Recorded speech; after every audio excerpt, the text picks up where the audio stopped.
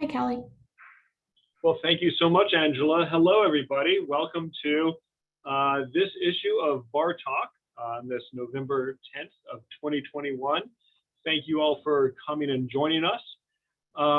It is, as you may be aware, we have transitioned Bar Talk to a monthly event now. Down from at the beginning of the pandemic, it was daily, and then we switched to weekly. And now we're working on a monthly basis. As always, we welcome folks' ideas about who they would like to see as part of this Bar Talk. I'm excited for our guests today. Jim, thank you for being here with us. Jim Cohen, sorry, a little pause there. Jim Cohen is legislative counsel to the Maine State Bar Association and really our key liaison with the legislature. When the legislature is in session, the MSBA is very active at the legislature, keeping an eye on issues that affect our profession, that affect the substantive laws that we practice under. We advocate at the legislature with Jim's help, and he is the person who generates the legislative update that you get on a periodic basis. So he's agreed to join us today to give us a little preview of coming attractions and answer any questions folks might have. If you do have questions for Jim, please feel free to put them into the chat box. You can send it directly to me, directly to Angela. You can send it to everybody, and we'll kind of intersperse those questions as we go. So, Jim, thank you so much for being here. Over to you. Great, thanks, Kelly. Appreciate the opportunity to be here, and just wanted to underscore Kelly's earlier comment that please let Kelly and Angela know about the speakers that you want to see on Bar Talk. When you don't do that, you end up with me. So get in those requests as quickly as possible. Kelly, quick logistical question, which is, when would you like me to turn the mic back to you, knowing that we wrap up at 11:30? So you've got 15 minutes or so, but that's pretty loosey-goosey. We do not have much else to talk about today. So give us a quick overview of what's coming, and then we can see if folks have questions, and we can play it a little bit by ear. Great, well, thank you, and good to see all of you again. I am going to talk a little bit in terms of preview of things to come, but I'm also going to talk retrospectively about things that have already happened. It has been a strange and unprecedented period of time legislatively. We just emerged from a legislative session this spring and winter where committees met remotely. And so what we're doing here today, legislative committees did all winter and spring. And then finally in June, the legislature convened in full session and they let the public back in. And so for those of us who felt like we were in the wilderness, talking to people in 2 dimensions, in increments of 15 minutes or 30 minutes, suddenly we were 3-dimensional again and talking to people in 30-second sound bites, and the amount of conversations and information exchange increased exponentially. So all in all, while remote is great, it's a lot easier to get things done with large groups when you're in person. So the legislative process picked up quite a bit once things got back to being in person. So Kelly addressed a little bit about the Bar Association and sort of how we do it, but a quick review. Hopefully all of you do receive copies of our legislative and regulatory reports. When the legislature is in session, those are weekly, and it includes a tracking sheet of the literally hundreds and hundreds of bills that we're following for each section of the bar, and that gets sent around.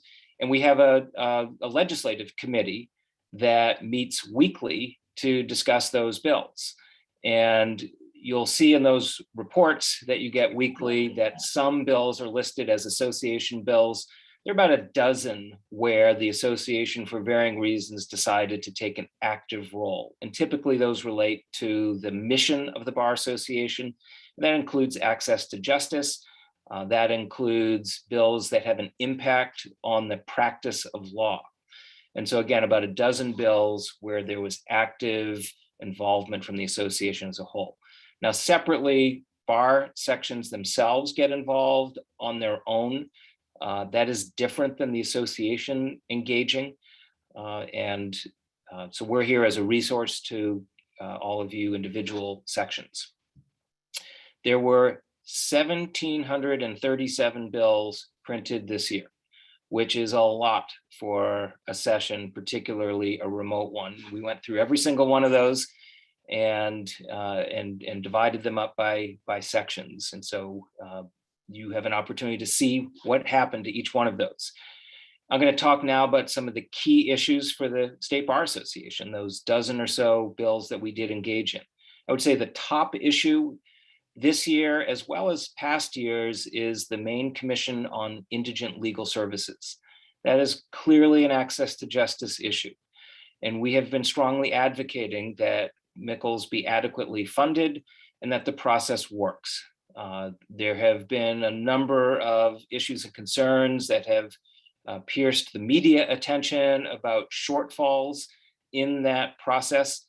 And frankly, financial support is a key way to help improve the system. And in fact, this year, after a lot of wrangling, the Appropriations Committee, with support from the Judiciary Committee, agreed to $9 million of additional funding.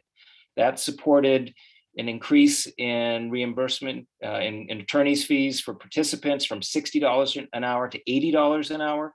And it supported more staff to do things like reviewing bills and for training. So that will be a major help to the overall system. And we were pleased that additional funding was provided.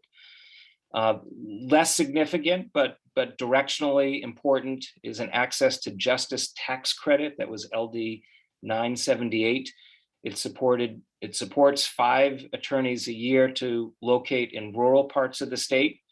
It's not a huge move the needle type of bill, but if it works and more resources are provided, this is more or less a pilot project in a way to help encourage and support lawyers to locate in rural parts of our state. The next 3 issues I'm going to talk about, you'll see the theme, and the theme is remote. The first has to do with remote public meetings. So the legislative committees, the city councils, the agencies of the state met remotely during the pandemic pursuant to the emergency declaration and executive orders. And when that executive order was expiring, there was a concern, how do we continue to do some of what works best? And so LD 32 was adopted after a lot of discussion. It favors in-person meetings, but gives discretion to agencies, boards, and councils to meet remotely. My understanding is there may be further legislation this coming session on that. Most agencies have adopted policies, but there are a lot of agencies that would prefer not to meet in person as the baseline. So expect more conversation on that in the session ahead. Next remote issue is nonprofits. And we can speak directly and personally as an association, the challenge of not-for-profits having to meet in person during a pandemic. Our bylaws as an association did not allow for remote meetings. And so in order to change that, we had to meet in person in January on the Western Prom in a socially distanced way.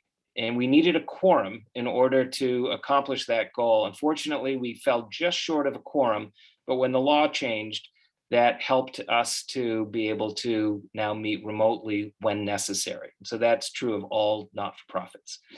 That was LD 683. And then finally, notarization. During the pandemic, there was an executive order passed allowing for remote notarizations. It's a bit cumbersome. Didn't work in many situations. And so knowing that the executive order would eventually run out when the state of emergency ended, a law was passed to essentially codify the same criteria that was put forward in that executive order. And in the meantime, there is a carryover bill that will perhaps bring on board certain uniform laws for remote notarization. The Secretary of State is convening a group of stakeholders looking at that issue, and we expect a report back and an opportunity for the Judiciary Committee to consider changes to the law to expand the ability to use remote notarization, but hopefully in a way that protects people's signatures, because that's the main concern is forgeries and improper use of signatures. So that's LD 1399. And then the final issue I'll mention is also a work in progress, and it has to do with the probate court system. That is a perennial issue in front of the Maine legislature to consider whether we should continue to have elected probate judges on the county level, elected registrars in the county level, or whether that system should be part of the judicial branch. One of the barriers to that change is money, because moving that entire system into the state judicial system means state funding. And that fiscal note has been a barrier over time. So there's a commission that is meeting that was convened by legislation that went through the Judiciary Committee. It asks the commission to consider, how do we move the system we have now into one with appointed judges rather than elected ones as part of the state judiciary. My understanding is that commission members are now looking at a proposal where 8 judges would be part of the state judicial branch who would serve in the role of judges for the probate system. And so they would be state judges, but that the rest of the system, including elected registrars, would remain part of the counties. And I have not been a direct participant in that, but I know we've sent around some information through the association so folks can track that issue, which is moving along. So I'm going to jump now to some other big issues that have occurred lately. The first is redistricting. As a result of the decennial census, Maine has changed its legislative districts, both federal and state, and we were delayed. In fact, we fell outside of our constitutional time frame, but the law court granted more time for that to play out. And so a redistricting committee met. It was chaired by Justice Alexander.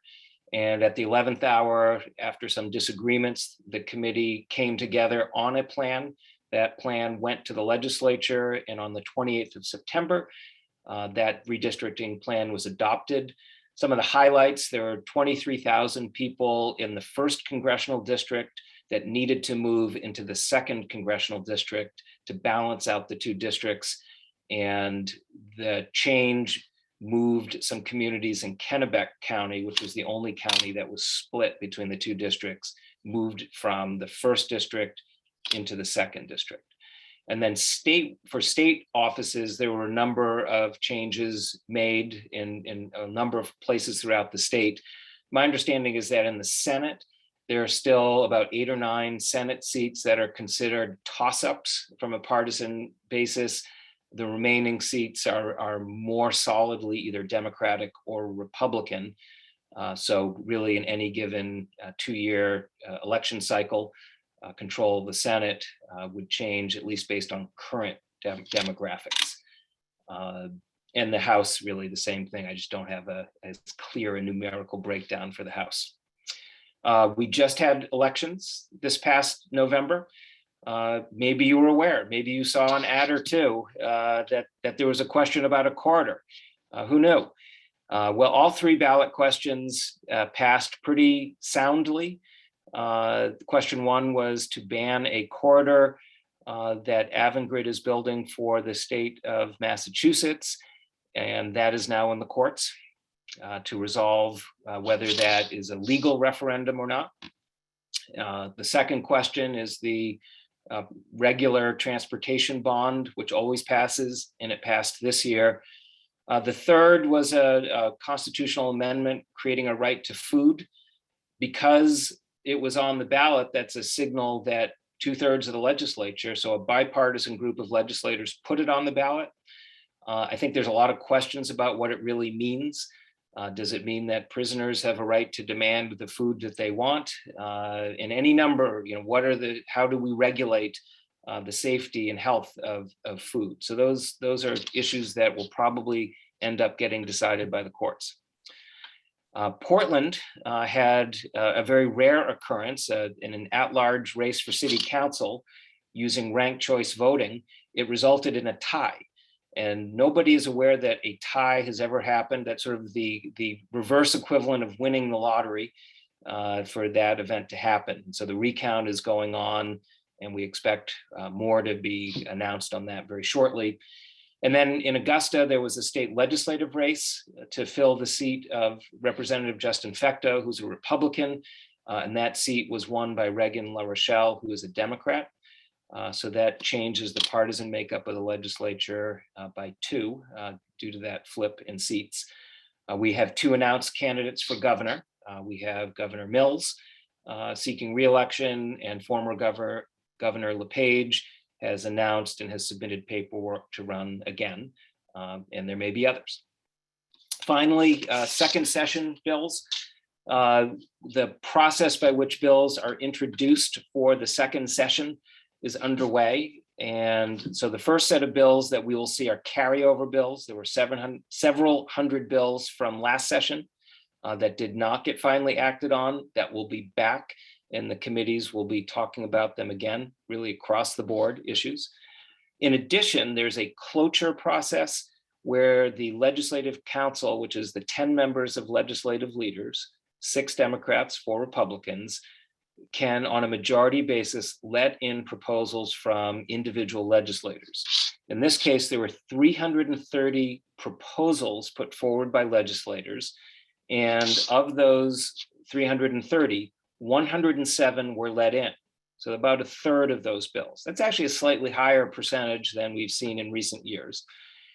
Of the remaining bills that were not let in, 104 of them were appealed by the sponsors. And so the Legislative Council will be meeting again this month to consider letting in some of those additional bills. So I would expect some percentage of that 104 to make it in. So those are the 2 largest chunks of bills that we will see in this coming session. In addition, there's several dozen agency bills that will be brought forward by different state agencies across the board. And then there are various bills where there were studies, and the probate commission is certainly one example of that. The remote notarization is another, where as a result of a study, the legislature has authority to report out bills. And so there'll be some number of bills that come out of that authority to report out a bill. And then there's another unknown number and timing where the governor or individual legislators on an after deadline basis can still come forward and request bills be introduced. And so expect several dozen of those, some of which will likely come at the very last stages of the session. And this being a short legislative session coming up, it will start on January 5th. That's when it will convene. And it's scheduled to adjourn around the 15th of April, but that is ultimately a suggestion. And it could end sooner than that, or it could end later than that.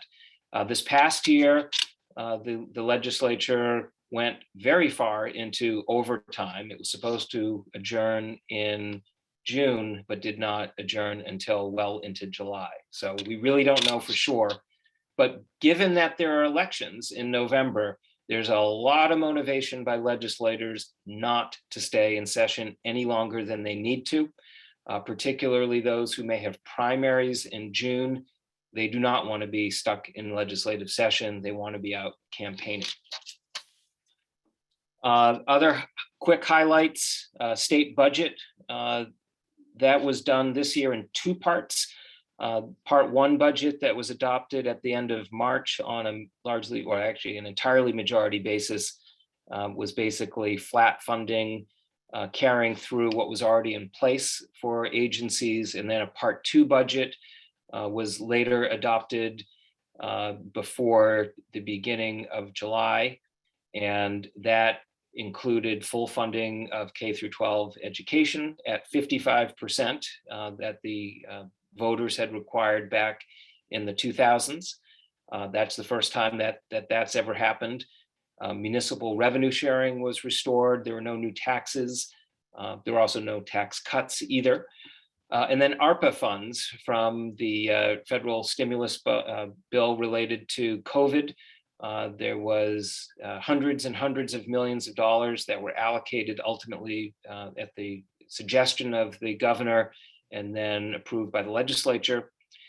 And the final thing I'll mention are governor vetoes. There were 21 vetoes issued by Governor Mills, all of which started at some point in June. And all of those vetoes were sustained. And it was across a wide area of issues, including government-controlled power, the proposal to take over CMP and Versant, tribal gaming, prescription medication, increases in pre- and post-judgment interest, Long Creek closure, whether foreign corporations can engage in expenditures for political races. So a wide range of issues were vetoed, and that created some ill will among some members of the legislature. But at least for this year, those issues ended as a result of those vetoes. So Kelly, I'll stop there. That's my report. Thank you so much, Jim. That was a fantastic report. Really appreciate it. You know, one of the things that it makes me think of is that all of us individually and together as an association have a voice in Augusta, especially in a smaller state like Maine. We have the opportunity to influence how laws are made and how and what next year's report is going to look like. So, to the extent that you have wishes as to what position the association should take on a particular issue, please let us know. We absolutely take that into consideration when we're thinking about what position the association should take. Are there any questions for Jim? I haven't seen anything come up in my chat window. Going once. Bueller? Oh, Charlie's got a question. Charlie Dingman.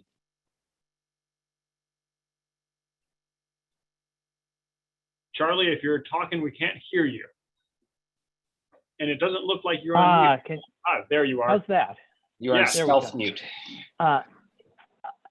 It's more of a comment, and it's one other access to justice issue that the association did take a position on, and we're very grateful for that. I chair the legislative committee of the Justice Action Group, which is a group of judges and lawyers who support the access to civil legal aid in Maine. And as you know, and Kelly, as you testified in front of the Judiciary Committee, in addition to the need to live up to our constitutional obligation to provide indigent legal defense, the other side of the coin, often for the same people, is that someone with low income who's faced with a life-changing civil legal issue can't afford a lawyer, and that can have disastrous results. LD 1326, which was carried over and which we hope to gain support for in the short session, is one that you supported with the cautionary note that it shouldn't be in competition with, but in addition to what's needed on the criminal side. And we're very much hoping that we can have your active participation as we try to get that across the finish line. We hope to talk to the governor's office about the potential to include it in the supplemental budget and so on. So look forward to working with you on that further this year. Absolutely. Thank you, Charlie. And thank you for your good work on that, Charlie. Anybody else want to make a comment or ask a question. Jim, thank you so I have much. another question if no one else does. Jim, I'm wondering whether you know at this point whether the legislature will be in person, virtual, or hybrid. The last time I talked to anyone about this a few weeks ago, it still seemed to be up in the air. Yeah, I don't have any additional information than that, but at present, legislative committees are meeting in person. So some of the YouTube engagement is not occurring, but there was an interest in trying to allow for members of the public to participate remotely. And so I know people are looking at it. Whether that comes to pass could be a technical issue, it could be a political issue. But I do think that when the legislature meets as a group, it'll be in person and open to the public. I haven't heard any changes in that plan. All right, great. Thank you, Jim, very much. Let's go through just a couple of quick updates for folks. There's from the executive and judicial branch side, we have amendments to the main rules of civil procedure, as you can see here, and the main rules of appellate procedure. Just a heads up on those two things. From the association, we will be closed on November 11th in celebration of Veterans Day. That's tomorrow. Coming up is legal year in review, November 16th to the 18th. If you are like me and have not yet completed all of your CLEs for the year, you might think about attending. Remember that we are now counting CLEs on a calendar year basis. So you have a mere 5 weeks left to get, that's not right, 7 weeks left to get your CLEs in, and I can guarantee that some of those weeks you will not be wanting to do CLEs. On January 27th to 28th, we are planning to do a winter bar conference. Right now, we are planning to do that in person with plenty of precautions in place. And one great twist, so this is next year, 2022, Frank Bishop will take over the presidency of the MSBA. I will retire to the luxurious seat of immediate past president. And so this is Frank gets the privilege of organizing the 2 bar conferences. For the Winter Bar Conference, and with the help of several members of the association, we're going to be putting on a variety show. And so we are excited to see the talents that this bar has. And if you are interested in demonstrating those talents, we'd love to have you. Please reach out. Angela, who should they contact if they are eager to? Heather, it looks like it's going to be Heather. Yes, please. Reach out to Heather and let her know what it is that you can do. We will have our final bar talk of 2021, sorry, I'm jumping ahead, in about a month on December 15th. Final thing, which is not on this slide that I want to give you the heads up about, has to do with the Bar Association's Diversity Committee.